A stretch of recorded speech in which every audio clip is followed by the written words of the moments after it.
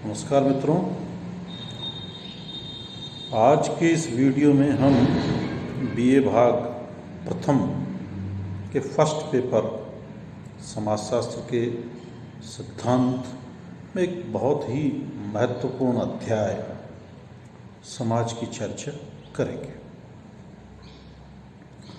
मित्रों, जैसा हमारे विषय में ही ये शब्द छुपा हुआ है, समाज शास्त्र, अगर हम इसको सामान्य रूप से समझने की कोशिश करें तो समाज प्लस शास्त्र यानी दो मोटे मोटे शब्दों से मिल के बना है सोशियोलॉजी, समाजशास्त्र। समाज प्लस शास्त्र यानी वह शास्त्र या वह विज्ञान जो समाज का क्रमबद्ध व्यवस्थित अध्ययन करता है वह सोशियोलॉजी है। आप आम जीवन में, बोलचाल में, समाज में समाज शब्द को बहुतायत में प्रयोग में लेते हैं, सुनते हैं, देखते हैं। अमूमन आप घर में बोलते हुए सुना होगा कि समाज अमुक चीज़ के लिए क्या कहेगा, उनका समाज बड़ा अच्छा है, हमारा समाज ऐसा है, वो समाज वैसा है। कई तरह की भ्रांतियाँ, कई तरह के पूर्वाग्रह, कई तरह के विचार भाव हम समाज को लेकर के जन्म से लेकर आज तक आपने इसके बारे में सुना है। लेकिन सोशियोलॉजी में जो समाज जिसकी कि मैं आज आपसे चर्चा करूँगा और जैसा आपने सोचा है, समझा है, देखा है, उन दोनों नज़रियों में थोड़ा अंतर है। अंतर इस आधार पे कि हम जिस समाज की बात कर रहे हैं वह समाज है व्यक्तियों के समूह की बात है, लेकिन हम यहाँ सोशियोलॉजी में व्यक्तियों के समूह को तो कहेंगे एक समाज का रूप, और जो समाज है वो मूलतः है उन व्यक्तियों में पनप रहे, अस्तित्व ले रहे संबंधों के स्वरूप से। यानी अगर मैं सरल शब्दों में आपसे कहूँ तो जब दो या दो से अधिक व्यक्ति परस्पर अंतःक्रिया करते हैं और यह अंतःक्रिया जब बार बार होती है तो स्थायी अथवा अस्थायी सामाजिक संबंधों की स्थापना होती है। अर्थात ये अंतःक्रिया कर रहे व्यक्ति परस्पर एक दूसरे के प्रति जागरूक हैं और समाज में श्रम विभाजन के द्वारा आम आवश्यकताओं की पूर्ति कर रहे हैं और प्रजनन के माध्यम से समाज की निरंतरता को बनाए हुए हैं। ये हम एक सिंपल समाज को, सामान्य अर्थों में समाज को समझ सकते हैं।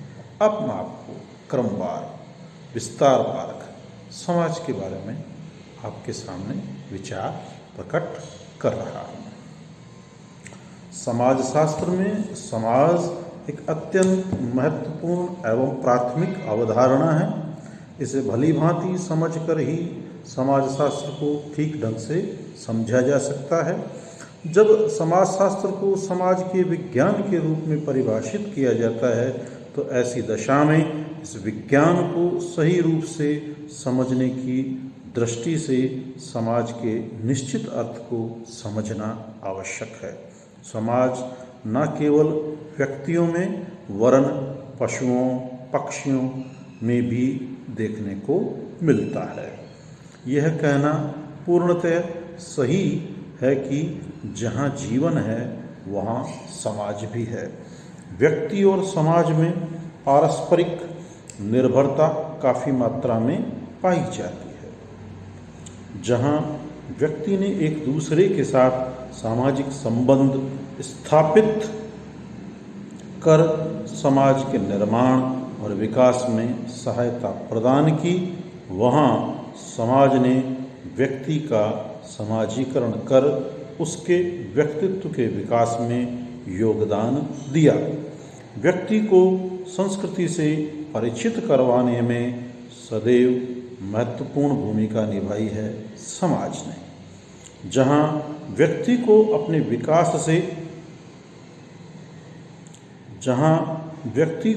अपने विकास के लिए समाज के सहयोग की आवश्यकता है, वहाँ समाज को व्यक्ति के बीच पनपने वाले सामाजिक संबंधों की, एक के अभाव में दूसरे की कल्पना नहीं की जा सकती।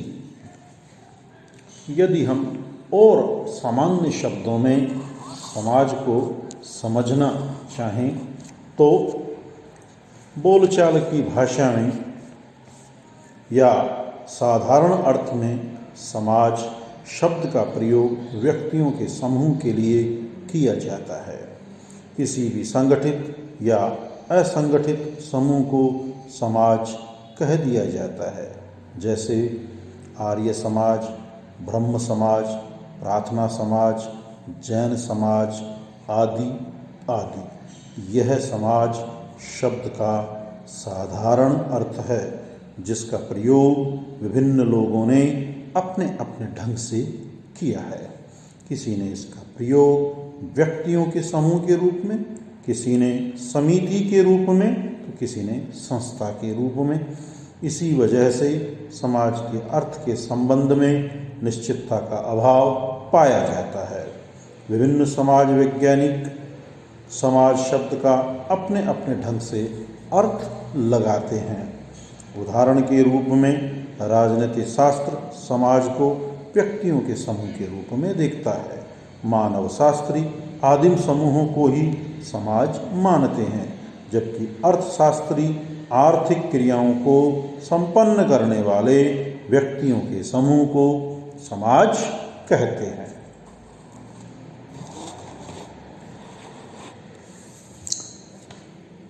यदि समाज पे विभिन्न विद्वानों के विचारों की मैं चर्चा करूं तो मैकाइवर और पेज ने अपनी पुस्तक सोसाइटी में समाज को परिभाषित करते हुए कहा है कि समाज सामाजिक संबंधों का जाल या ताना बाना है। मैकाइवर और पेज समाजशास्त्र में सामाजिक संबंधों को केंद्रीय अध्ययन वस्तु मानते हैं। जब असंख्य सामाजिक संबंधों का जाल अनेक रीतियों एवं सामाजिक मूल्यों द्वारा व्यवस्था में बदल जाता है तो उसे समाज कहते हैं। पार्सन्स ने समाज को परिभाषित करते हुए कहा है कि समाज को उन मानवीय संबंधों की संपूर्ण जटिलता के रूप में परिभाषित किया जा सकता है जो साधन साध्य संबंधों के रूप में क्रिया करने में उत्पन्न हो, चाहे वे यथार्थ हो या प्रतीकात्मक। पार्सन्स की इस परिभाषा में क्रिया को विशेष महत्व दिया गया है और किसी उद्देश्य की पूर्ति के लिए साधन के रूप में किए गए कार्य को ही क्रिया कहा गया है। ऐसी क्रिया के परिणाम स्वरूप उत्पन्न संबंधों को ही सामाजिक संबंध और इन सामाजिक या मानवीय संबंधों से बनने वाली संपूर्ण जटिलता या व्यवस्था को समाज कहा गया है। इस प्रकार उपरोक्त परिभाषाओं से स्पष्ट है कि समाज दो या दो व्यक्तियों के मध्य पनप रहे उन संबंधों का समूह है जिसका कि मुख्य उद्देश्य समाज की आवश्यकताओं की पूर्ति करना, समाज में श्रम विभाजन करना, समाज के मध्य परस्पर संबंधों के जाल को निर्मित करना और व्यक्ति की आवश्यकताओं को पूर्ति करके जीवन की निरंतरता को बनाए रखे और प्रजनन के माध्यम से समाज की निरंतरता को बनाए रखने के एक संस्थागत ढांचे को हम समाज कह सकते हैं। अगले वीडियो में मैं आपसे मैकाइवर और पेज की जो समाज के ऊपर जो विचार है उनकी विस्तार से चर्चा करूंगा। धन्यवाद।